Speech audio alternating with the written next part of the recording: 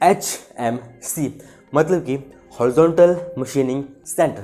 तो यार आज से नहीं, बहुत टाइम पहले से इंडस्ट्री CNC मशीन्स पे बहुत ज़्यादा डिपेंडेबल रही है और आगे भी रहने वाली है, क्योंकि जो एक्यूरेट और प्रिसाइज वर्क हमें CNC में मिलता है वो कहीं और नहीं मिल सकता है। तो इनमें से 3 जो बेसिक मशीन्स होती हैं वो होती हैं CNC turning, VMC and HMC, जो कि ऑलमोस्ट हर इंडस्ट्री में यूज़ होती हैं। तो हम लोग पहली 2 मशीन्स के बारे में तो ऑलरेडी डिस्कस कर चुके हैं, तो आज हम डिस्कस करेंगे HMC के बारे में। तो hello friends, welcome to CNC talks. This is #CNC Talk 031। तो आज की वीडियो में हम बात करने वाले हैं कि एक HMC मशीन क्या होती है और वो कैसे काम करती है। ऑल्सो एक HMC एक VMC मशीन से कैसे डिफरेंट होती है। तो प्लीज़ अगर आप चैनल पर नए हैं तो सब्सक्राइब कीजिए और बेल आइकन को प्रेस कीजिए। तो चलिए शुरू करते हैं।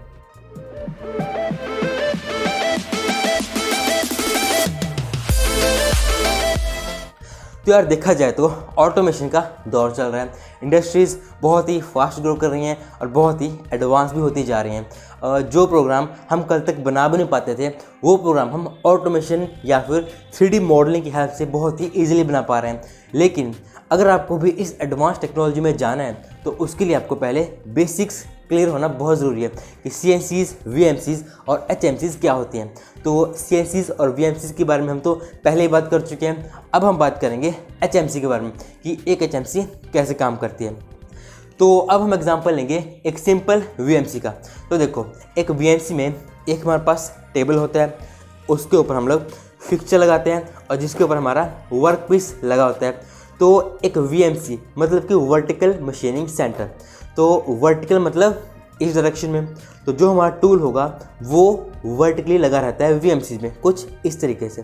तो ये हमारा वर्क पीस हो गया, ये हमारा टूल है। तो कुछ इस तरीके से टूल जो है वर्क पीस पे चलेगा और जो भी हमें ऑपरेशन करना है वो हम इजीली कर पाते थे। VMC में बेसिकली 3 एक्सिस होती थी जिस पे हमारा टूल मूव कर सकता है। जैसे कि ये हमारी X एक्सिस आ गई, ये हमारी Y एक्सिस आ गई और ये हमारी Z एक्सिस। कुछ इस तरीके से हमारे एक VMC काम करती थी। अब HMC में क्या हुआ? HMC मतलब हॉरिजॉन्टल मशीनिंग सेंटर। तो अब वर्टिकल की जगह हमारा टूल जो है वो होगा हॉरिजॉन्टली, कुछ इस टाइप से। तो अब जो HMC आई उसमें वर्क पीस ऐसे होगा, जो टूल होगा वो इस साइड से आएगा।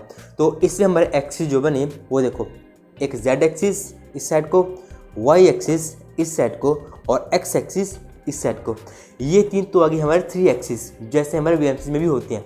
लेकिन HMC में हमारी एक एक्सिस एक्स्ट्रा होती है, जो कि होती है ये जो हमारा टेबल है ये अपने एक्सिस पे रोटेट भी कर सकता है, कुछ इस तरीके से। तो टूल हमारा ऐसे है और जो हमारा टेबल है वो इस तरीके से रोटेट कर सकता है। तो ये हमें फ्रीडम देता है किसी भी वर्क पीस के फेस पे इजीली मशीनिंग करने, बिना सेटिंग को चेंज करे और एक ही सेटिंग में बहुत ही आसानी से। तो कुछ इस तरीके से एक HMC काम करती है। तो यार अब सिंपल सा क्वेश्चन आया कि टूल चाहे ऐसे हो चाहे ऐसे हो, उसका हमें बेनिफिट क्या हुआ, क्योंकि मशीनिंग तो इस फेस पे हो रही है। तो अब देखो, अगर हम VMCs पे सपोज मेरे पास एक कंपोनेंट है, इसके मुझे 1 2 3 तीनों फेसेस पे कोई ना कोई ऑपरेशन कर रहा है, तो मैं VMCs पे कैसे करूँगा? पहले इसको मैं ऐसे होल्ड करूँगा, मशीनिंग किया, फिर सेटिंग चेंज करनी पड़ेगी, इसको मैं ऐसे लगाऊँगा, फिर मैं इसको मशीनिंग करूँगा, फिर इसको घुमा के मैं ऐसे लगाऊँगा, फिर मेरे को मशीनिंग करनी पड़ेगी। लेकिन HMC में क्या होगा? ऐसे मेरा वर्क पीस लगा हुआ है, टूल यहाँ से आएगा, सपोज करो यहाँ पे पहले मशीनिंग हो गया सेम सेटिंग में। अब इसको जो टेबल है इसको रोटेट करेंगे इस टाइप से।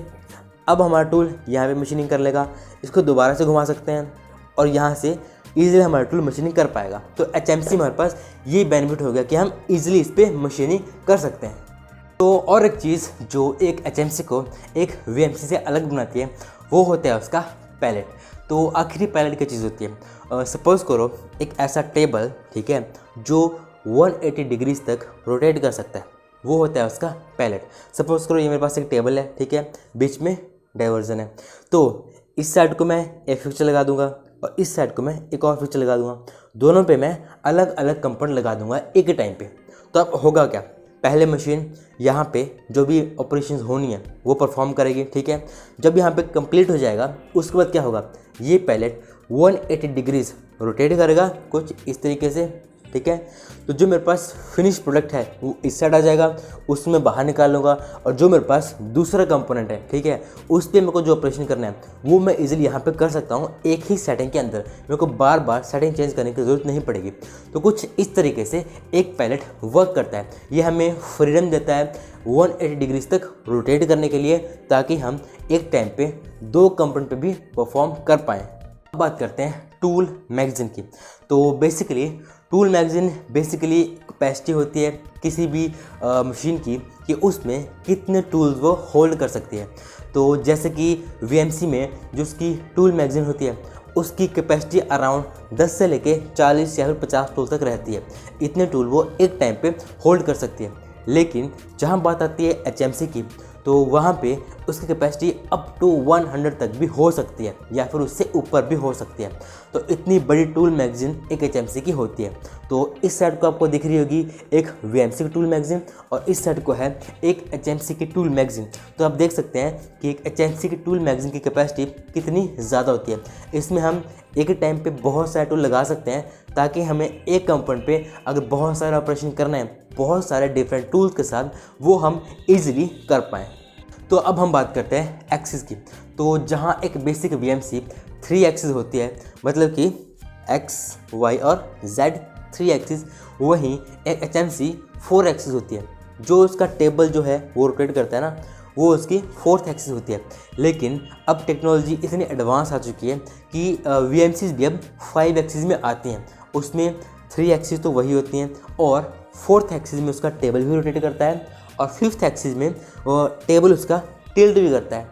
तो इस टाइप से आजकल बहुत ही एडवांस मशीन भी आ चुकी हैं। तो जैसे कि लास्ट वीडियो में मैंने आपसे पूछा था कि एक CNC में बैकलैश क्या चीज़ होती है, तो उसको हम समझेंगे बहुत ही ईजी वे में। तो सपोज़ करो ये मेरी CNC की एक एक्सिस है, और मुझे इसको मूव करना है 100 माइक्रोन इस साइड को। तो जैसे ही मैंने कमांड दी या फिर कंट्रोल पैनल से जॉब पे ले जाके इसको 100 माइक्रोन मूव किया इस साइड को, तो मुझे स्क्रीन पे शो हो गया कि हमारे एक्सिस 100 माइक्रोन मूव हुए इस साइड को। लेकिन जब एक्चुअल में मैंने स्लाइड के ऊपर डायल इंडिकेटर लगा के उसको चेक किया कि वो कितनी मूव हो रही है, तो वो सिर्फ 80 माइक्रोन ही मूव हो रही थी। मुझे स्क्रीन पे तो शो कर रहा था कि वो 100 माइक्रोन मूव हो चुकी है, लेकिन वो एक्चुअल में सिर्फ 80 माइक्रोन ही मूव हो रही थी। तो ये जो 20 माइक्रोन का गैप आया, इसको हम बोलते हैं बैकलैश। तो आखिर ये गैप आता कैसे है? तो सिंपली सपोज करो कि ये हमारे पास 2 गियर्स हैं और ये इस टाइप से मैश कर रहे हैं। अब पहला गियर जब रोटेट करेगा तो वो दूसरे को भी घुमाएगा, ठीक है। लेकिन अगर इन दोनों के बीच हल्की सी प्ले रहेगी ना, ठीक है, तो सपोज करो दोनों में 20 माइक्रोन की प्ले है, ठीक है, हल्की सी। तो जब पहला गियर घूमेगा तो वो 20 माइक्रोन पहले खाली जाएगा, उसके बाद उसको घुमाना शुरू करेगा। तो वो जो 20 माइक्रोन की प्ले है ना, वो आई उसकी बैकलैश। तो फ्रेंड्स, अब हमारा टाइम हो चुका है हमारे क्वेश्चन आवर का। तो आज का क्वेश्चन बहुत ही सिंपल है। अगर आपने कभी इंडस्ट्री में काम किया है तो एक वर्ड आपने अक्सर सुना होगा जिसको हम बोलते हैं चिल्लर। तो अक्सर मशीन्स पे हमें चिल्लर अटैच्ड मिल ही जाते हैं। तो क्वेश्चन सिंपल इतना सा है कि एक चिल्लर होता क्या है और वो आखिर क्या काम करता है। तो फ्रेंड्स, आज की वीडियो में बस इतना ही। आई होप आपको वीडियो पसंद आई होगी। अगर आप चैनल पर नए हैं तो प्लीज़ सब्सक्राइब कीजिए और बेल आइकन को प्रेस कीजिए, ताकि आपको इसी टाइप की इन्फॉर्मेटिव वीडियोस मिल सकें। तो मिलते हैं नेक्स्ट वीडियो में किसी और नए टॉपिक के साथ। Till then keep learning, keep growing.